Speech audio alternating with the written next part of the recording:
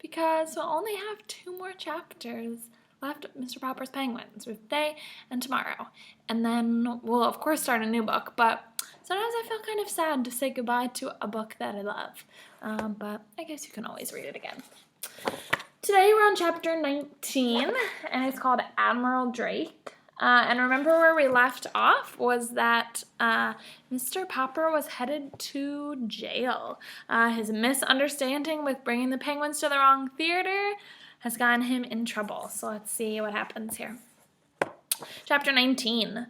So Mr. Popper, with Captain Cook, Greta, Columbus, Louisa, Nelson, Jenny, Magellan, Annalena, Scott, Isabella, Ferdinand, and Victoria, was bundled into the patrol wagon and hustled off to the police station. None of his pleas could move the desk sergeant. That theater manager is pretty mad at the way you burst into his theater, so I'm holding you. I'm going to give you a nice quiet cell, unless you furnish bail. I'm putting the bail at $500 for you and $100 for each of the birds. Of course, Mr. Popper did not have that much money with him. Neither did Mrs. Popper when they telephoned her at the hotel.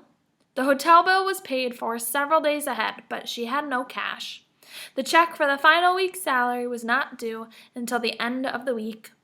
Indeed, it now looked like the Poppers would never see that check, since they could not get the penguins out of jail long enough to put on their act at the Royal Theater. If only they could have gotten in touch with Mr. Greenbaum. Mr. Popper knew that kind man would have gotten them out. But Mr. Greenbaum was somewhere in Hollywood, out on the Pacific coast, and the Poppers had no idea how to reach him. It was very dull for the birds in jail. Wednesday came, and there was still no word from Mr. Greenbaum. Thursday, and the birds began to droop. It was soon apparent that the lack of exercise combined with the heat might prove too much for them. There were no more tricks or merry games. Even the younger birds sat all day in dismal silence, and Mr. Popper could not cheer them up.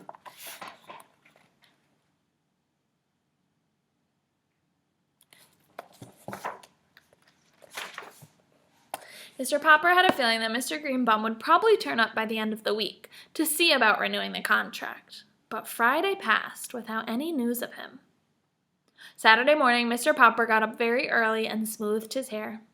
Then he dusted off the penguins as well as he could, for he wanted everything to look as presentable as possible in case Mr. Greenbaum should appear. About 10 o'clock, there was a sound of footsteps in the corridor and a jingling of keys, and the door of a cell was opened. "You're free, Mr. Popper. There's a friend of yours here." Mr. Popper stepped into the light with the penguins. "You're barely in time, Mr. Greenbaum," he was about to say. Then, as his eyes became accustomed to the light, he looked again. It was not Mr. Greenbaum who stood there. It was a great, bearded man in a splendid uniform. Smiling, he held out his hand to Mr. Popper. "Mr. Popper," he said, "I am Admiral Drake." "Admiral Drake!" gasped Mr. Popper. "Not back from the South Pole?" "Yes," said the Admiral. "The Drake Antarctic Expedition ship returned yesterday. You should have seen the reception New York gave us. You can read about it in today's paper.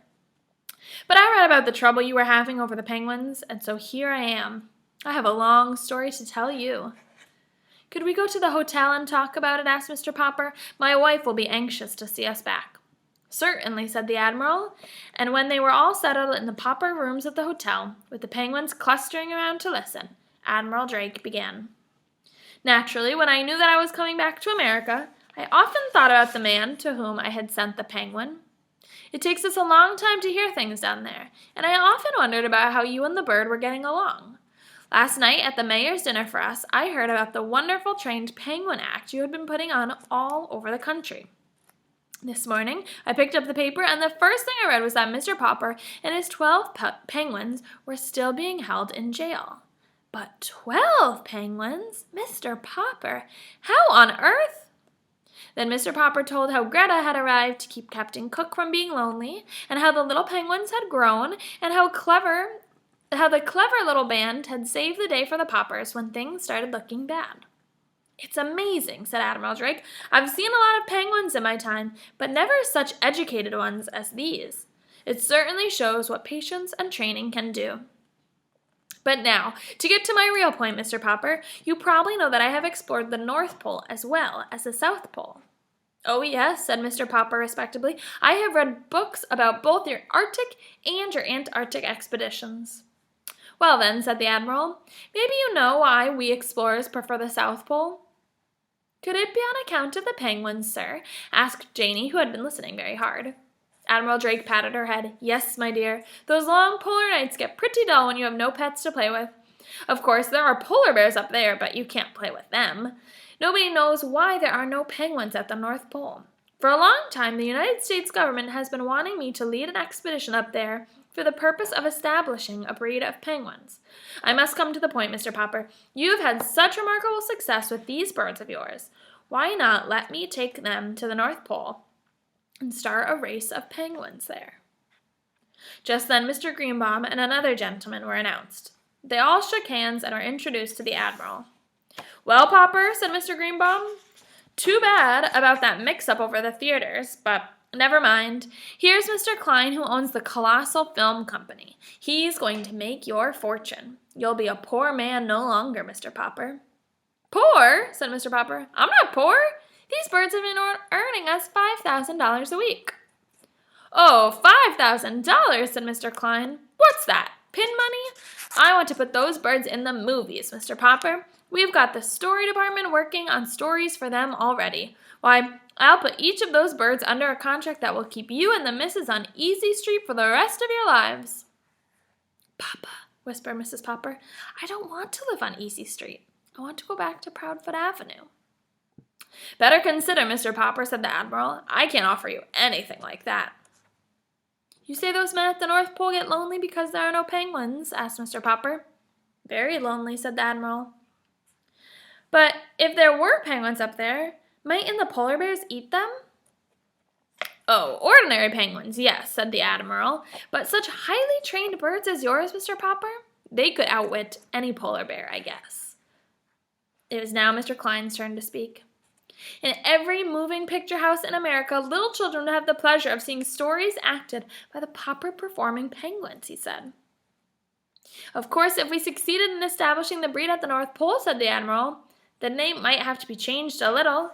I imagine that hundreds of years from now, scientists would be calling them the Popper Arctic penguins. Mr. Popper was silent for a moment. Gentlemen, he said, I want to thank you both. I'll give you my decision tomorrow. Let's just see what Mr. Popper decides. Chapter 20 is called Farewell, Mr. Popper.